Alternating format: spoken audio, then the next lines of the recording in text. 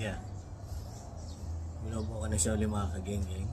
Bali, yung pangatlo natin ginagawa dito sa bahay. So, ating cage trap. Yan. Thailand inspired nga pala ito mga kageng-geng. Yan.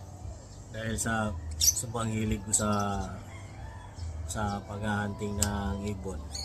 Yan. Since nga nung bata pa lang. Kaya ngayon, meron tayong mga konting oras.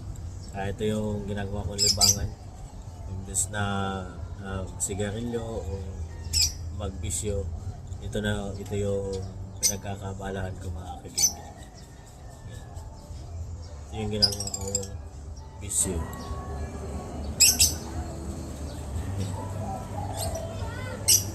Magaan lang ito mga kaibigan. Light.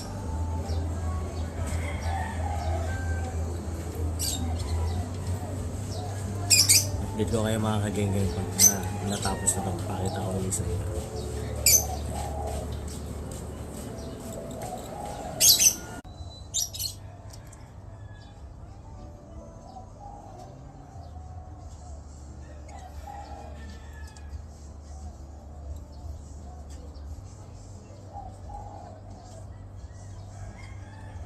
Yeah.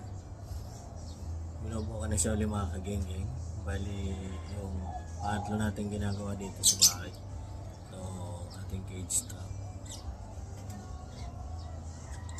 Yan. Thailand inspired nga pala ito mga kageng-geng. Yan.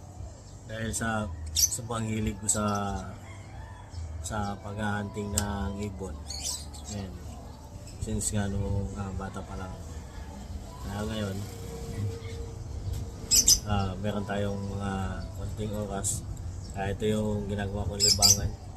Imbes na sigarilyo o magbisyo, ito yung pinagkakabalahan ko mga kaibigan.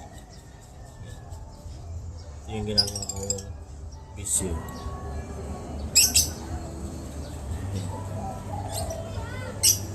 Magaan lang ito mga kaibigan. Light.